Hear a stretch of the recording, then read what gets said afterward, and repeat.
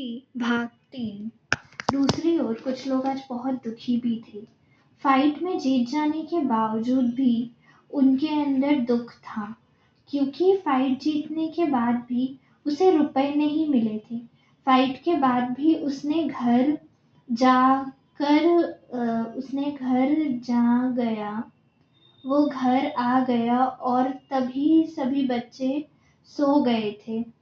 अगले कुछ दिनों में उसे मकान का किराया देने के साथ ही स्कूल जाने वाले बच्चों की फीस चुकानी थी और फिलहाल उसे कहीं से भी रुपए की व्यवस्था करनी ज़रूरी थी, होती नज़र आ नहीं रही थी। तभी उसको गैंग के लोग भी वहाँ आ जाते हैं और लगभग सभी लोग रुपए ना होने की बात रॉनी से करते हैं। रॉनी इसी उधेड़बुन में बैठा हुआ था, तभी उसका मोबाइल बज उठा और हालांकि वो जवाब देने के मन में नहीं था, वो अनजान नंबर देखकर फोन नहीं उठाता है। कुछ ही देर में दोबारा फोन बजता है। इस बार भी उसी अनजान नंबर का कॉल होता है। रॉनी बोलता है, हेलो। कॉलर, कैसे हो रॉनी? आज फाइट जीत गए, बधाई हो।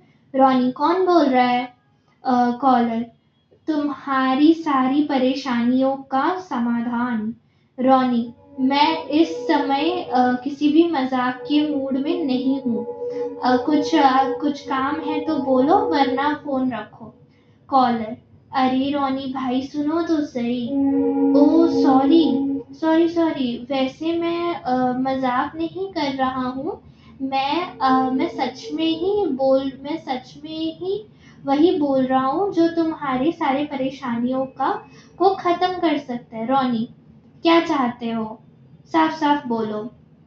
कॉलर, तुम्हारे लिए एक काम है और उसके बदले में तुम्हें रुपए दे सकता हूँ जिसमें तुम घर का किराया और बच्चों की स्कूल फीस जमा कर सकते हो। रॉनी, क्या काम है? कॉलर, किसी को बचाना है। रॉनी, किसे और किससे? कॉलर, एक लड़की को कुछ बुरे लोगों से बचाना है। रॉनी, कहाँ है वो लड़की और उसे क्यों बचाना है? कॉलर, उसकी जान को खतरा है और कुछ लोग उसे मार सकते हैं, पर तुम्हें उसे बचाना है। रॉनी, पर मैं ही क्यों? पुलिस का काम है, ये पुलिस को सौंपो। कॉलर, देखो, तुम ये काम बहुत अच्छी तरह से कर सकते हो। तुम ये काम नहीं करोगे तो कोई तो करेगा ही, तो मैं उसे तुम्हारे हिस्से का पैसा दे दूंगा।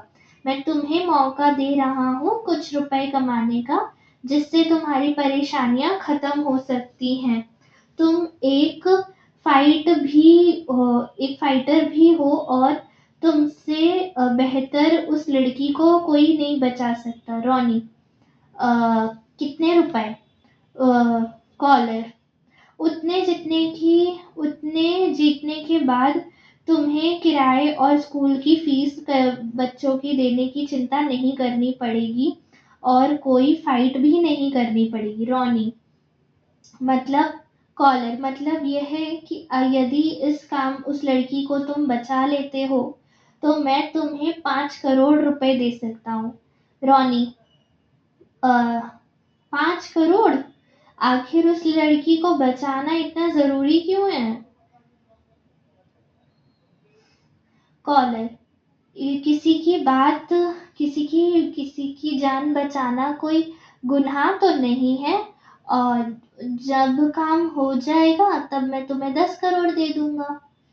चलो तुम्हें 10 करोड़ देता हूँ, पर उस पर कोई आँच नहीं आनी चाहिए। रॉनी, इतनी रकम तो कोई किसी को जान से मारने के लिए भी नहीं देता, और तुम एक जान बचाने के लिए दे रहे हो। कॉलर, हाँ, वैसे तो किसी की भी जान की कोई कीमत नहीं होती। जो तो वो बोली क्या तुम तैयार हो? तो बोलो, क्या तुम तैयार हो? रॉनी, मुझे सोचने का कुछ वक्त दो। कॉलर, कॉलर, अच्छा, बस बस यही मेरे पास नहीं है। एक काम करते हैं, 25 करोड़ में डन डील फाइनल करते हैं। इतनी रकम तो तुम खुद का एक मकान खरीद सकते हो और जिंदगी भर बच्चों को स्कूल कॉलेज भेजकर उनकी पढ़ाई पूरी तक करवा सकते हो। रॉनी, 25 करोड़, ठीक है, मुझे मंजूर है, पर वो लड़की कहाँ है? कॉलर, जल्द ही तुम्हें उसकी पूरी डिटेल्स मिल जाएंगी, तब तुम बात करना। अगले आधे घंटे में तुम्हारे अकाउंट में रुपए भी पहुंच जाएंगे। वैसे तो तुम ऐसे बंदे नहीं हो कि वक्त तुम पर शक किया जाए, उसकी पर फिर भी उस लड़की की सुरक्षा अब तुम्हारी जिम्मेदारी है। रॉनी, ठीक है, रॉनी, ठीक है, जब तक मैं हूँ उस लड़की पर कोई आँच नहीं आएगी। कुछ ही देर में रॉनी के अकाउंट में रुपए आ जाते हैं और वो इस बात से खुश हो जाता है कि उसके बच्चों की परेशानी खत्म, उसकी बच्चों की परवरिश अच्छे से हो सकेगी। हालांकि भी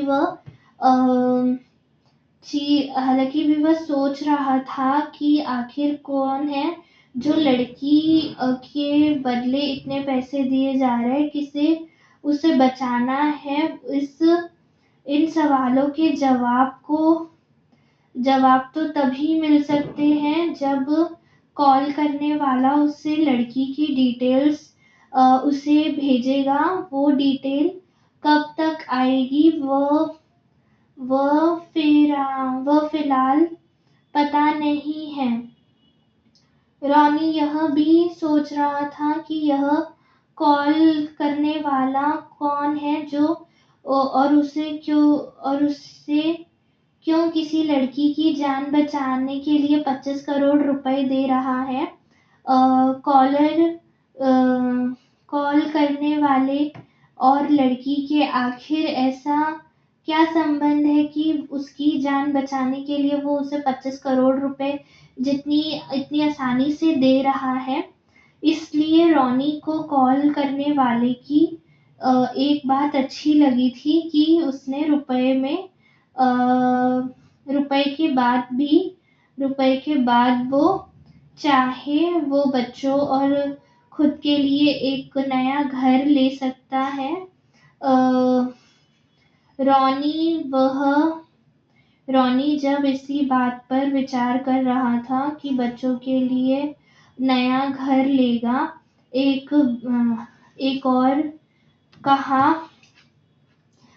और जहाँ रॉनी नए घर की सपने संजो रहा था, नए घर की बातें सोच रहा था, वहीं दूसरी ओर यश अपने कुछ दोस्तों के साथ एक पब में पार्टी कर रहा था। वे लोग अपने आपस में बातें कर रहे थे, राजनीति को लेकर भी ही बात कर रहे थे। उसे अपने दोस्तों से बात वो अपने दोस्तों से क्या है यश अपने दोस्तों से बात कर रहा था कि ऐसी कोई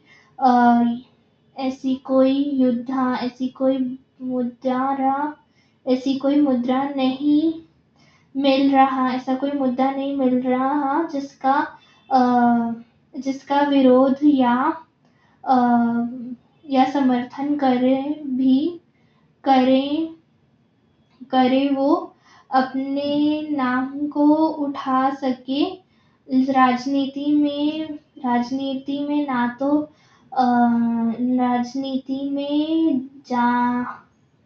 राजनीति में आ तो गया हूँ, पर आखिर बात किस बारे में करूँ? आगे बढ़ने का कोई रास्ता नजर नहीं आ रहा। बड़े लोग पहले से बड़े पदों पर बैठे हुए हैं और उनको हटाने के लिए कुछ बड़ा ही करने की ज़रूरत है, पर कोई मौका नहीं मिल रहा है कि कुछ बड़ा किया जा सके।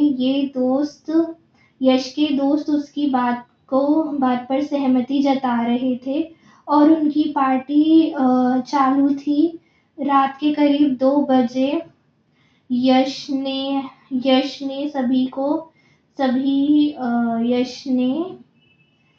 वे सभी पब से बाहर निकले। रात के 2 बजे वे सभी पब से बाहर निकल गए और फिर अपने अपने घर के लिए रवाना हो गए। यश तो अपनी कार से घर की ओर जा रहा था कि उसे उसका मोबाइल बज उठता है। वो कार को साइड में पार्क करता है और फिर फोन उठाता है। यश, हेलो कॉलर। यश, कैसे हो? कॉलर, यश, मैं ठीक हूँ, आप कौन है बताइए? कॉलर, नाम जानना जरूरी है क्या?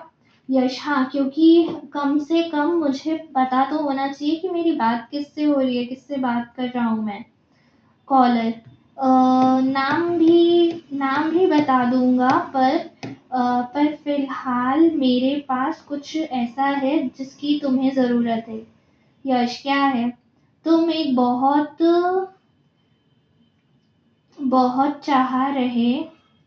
तुम एक मुद्दा चाह रहे हो ना, जिससे कि तुम अपने नाम को चमका सको और राजनीति में आगे बढ़ सको। यश, हाँ, पर मैं तुमसे कैसे पर ये तुम्हें कैसे पता? यश, मुझे सब पता है। मुझे क्या पता है और क्या पता नहीं है ये छोड़ो। ये बताओ कि मुद्दा चाहिए। मुद्दा भी ऐसा दूंगा कि जिससे कुछ ही दिनों में तुम राजनीति के शिखर पर पहुंच चुके होगे। यश, ऐसा क्या मुद्दा दे सकते हो तुम जो मुझे राजनीति के शिखर पर पहुंचा देगा? कॉलर, हाँ, यह बात तो सुनो। अरे हाँ, यह बात तो सुनो। तुमने चौड़ी सुपर तुमने वीडी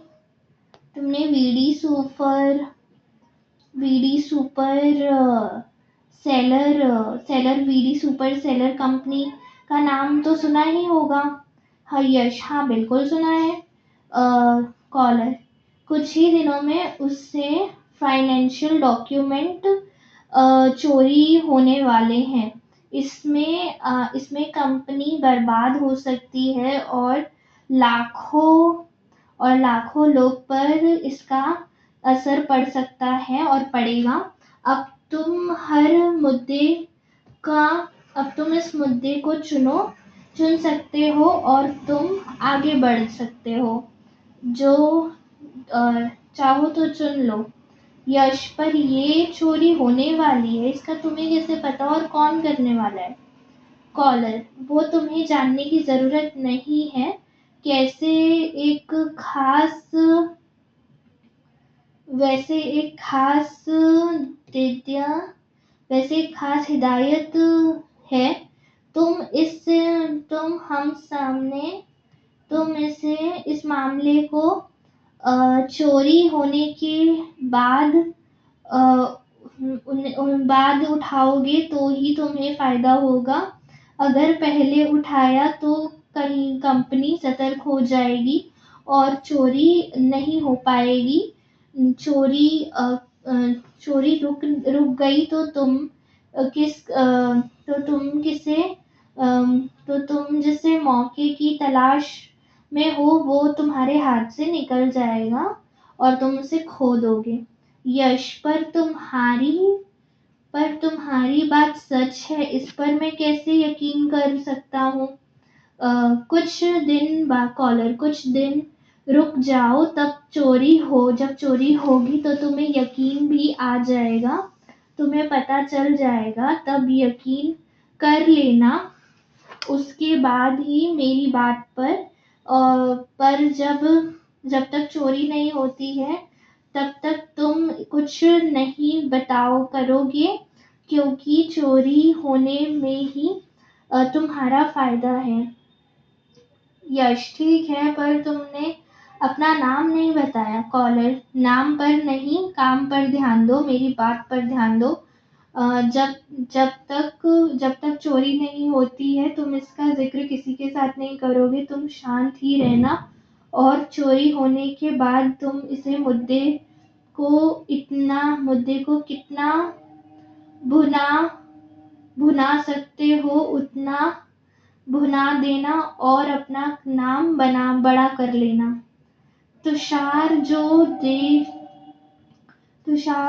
देर रात तक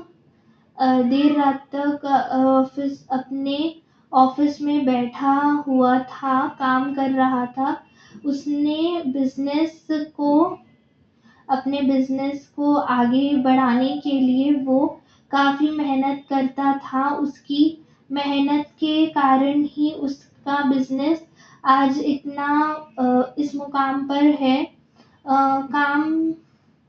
काम करते हुए तुषार ने अपनी घड़ी पर नजर डाली तो रात के करीब 3 बज आए थे। उसने सोचा कि अब घर चलना चाहिए।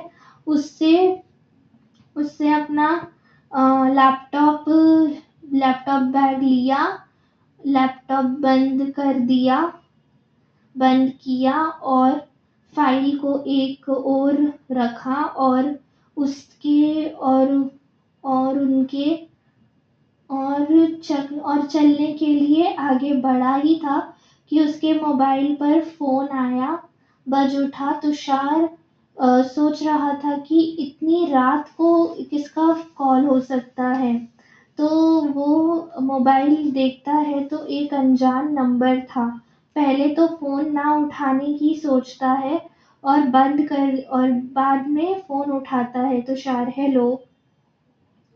कॉलर, क्या बात है तुषार, इतनी रात को तुम ऑफिस में क्या कर रहे हो? तुषार, कौन बोल रहा है? कॉलर, तुम जिस भी काम में लगे हुए हो, तुम जिस भी नाम से चाहो उस नाम से मुझे बुला सकते हो। वैसे तो तुम्हारा खुद शुभचिंतक बोल रहा हूँ। तुषार, और ओ शुभचिंतक, अब बोलो क्या काम है तुम्हें, बोलो क्या बोलना है वरना मैं फोन रखूं। कॉलर, कुछ ऐसा जिससे तुम्हारा फायदा हो सकता है और तुम्हारा बिजनेस बर्बाद होने से बच सकता है। तुषार, क्या बकवास कर रहे हो? कौन मेरे बिजनेस को बर्बाद करना चाह रहा है? कॉलर, करने वाला नहीं है पर कर सकता है अगर तुम सतर्क नहीं हुए तो। मतलब? तुषार, मतलब? कॉलर, मतलब ये है कि एक हैकर है जो बड़ी कंपनियों से डॉक्यूमेंट्स चुराकर उन्हें दूसरी कंपनी को बेचने की कोशिश करता है, उसकी फिराक में है। तुम्हारा बिजनेस तो बहुत बड़ा है। तुम्हारे बिजनेस की बातें अगर तुम्हारे प्रतिस्पर्धी को पता मिल गई तो सोचा तुम्हारे बिजनेस का क्या होगा। तुषार, ऐसा कौन कर रहा है और क्यों? कॉलर, मुझे नहीं पता, मुझे बस इतना पता है कि मुझे बस इतना पता था जो मैंने तुम्हें बता दिया। अब तुम जानते हो, अब तुम अपने बिजनेस को बचाना चाहो तो बचा सकते हो। तो उस हैकर का पता लगा लो। उससे तुम्हें इसमें तुम्हें तो दो फायदे होंगे। एक तो तुम्हारा बिजनेस बर्बाद होने से बच जाएगा, और दूसरा यह कि यह दूसरी कंपनियों की भी जो जानकारी सबके पास हो, वो तुम्हें मिल जाएगी। तो तुम्हारे बिजनेस की और भी फायदा ही फायदा हो सकता है। तुषार, कौन है वो हैकर? कॉलर, कहा ना मुझे नहीं पता। मुझे जितना पता था वो मैंने तुम्हें बता दिया। तुषार, पर मैं कैसे यकीन कर लूं तुम्हारा? पर मैं उसे कहाँ जानता हूँ? पर मैं उसे कहाँ ढूंढता फिरूंगा? कॉलर, इस काम में मैं तुम्हारी मदद कर सकता हूँ। एक पुराने पुलिस ऑफिसर है जो आजकल नौकरी से बाहर है और प्राइवेट जासूसी करता है। तुम उसे हायर कर सकते हो। जो तुम्हें वैसे वैसे मेरी नज़र में इस काम को सिर्फ वो ही कर सकता है। अ, जब अब मैं तुम पर निर्भर करता हूँ। अब तुम पर निर्भर अब ये तुम पर निर्भर करता है कि तुम उसे इस काम को करने के लिए कैसे राजी करोगे। तो शायद कौन है वो जासूस? कॉलर, अनिकेत। अनिकेत, कैसे कैसे मैं तुम्हारे लिए एक काम और भी कर सकता हूँ कि मैं उसे कॉल कर देता हूँ। तुम उससे जाकर मिल लेना और उसका और उसका और उसका पेमेंट कर देना। तुषार, तो क्या वो काम करेगा? कॉलर, तुम्हारे कहने से शायद नहीं करेगा, पर मैं कहूँगा तो वो जरूर करेगा। तुषार, तो फिर तुम कहते हो क्या हो? तो फिर तुम कहते क्यों नहीं? उसे कितने रुपए चाहिए, मैं दे दूंगा। कॉलर, तुम्हारे लिए इतना तो कर ही सकता हूँ। आ, कॉल तुम कल कॉलर तुम कल जाकर उसे पेमेंट कर देना। पर तुम कौन हो? कॉलर, अरे फिर अरे अरे फिर वही पूछ रहे हो? अरे फिर वही आ गए तुम। कहाँ तो है तुम्हारा शुभ चिंतक? इसलिए ही तो अनिकेत से तुम्हारा काम करने के लिए बोल रहा हूँ, करने के लिए भी कर रहा हूँ, करने के लिए भी तो कह रहा हूँ। बस तुम कल उससे मिल लेना। तुषार, फोन कट हो जाने के बाद बात थोड़ी देर तक सोचता है कि क्या उस बात में कोई सच्चाई हो सकती है। फिर वो सोचता है कि यदि कुछ रुपए खर्च करने से सबका उस सच का पता लगता है तो कोई बुराई नहीं है। फिर तुषार अपने घर के लिए निकल जाता है, क्योंकि हालांकि पूरे रास्ते उसके दिमाग में उस कॉलर की बात ही घूम रही थी। फिर भी सोचता है कि क्या पता अनिकेत उसका काम करने के लिए तैयार होगा। हालांकि कॉलर ने कहा था कि उसके कहने पर वो काम जरूर करेगा। ऐसे ही सोचते हुए वो घर पहुंच जाता है घर आ जाता है, और फिर और फिर अपने कमरे में जाकर सो जाता है। आगे क्या होगा उसको जानने के लिए आप हमारे चैनल को सब्सक्राइब कर सकते हो, और अगर आप अपनी कहानी को हमारी आवाज़ में सुनना चाहते हैं तो आप अपनी कहानी कमेंट बॉक्स में लिख सकते हैं। Thank you.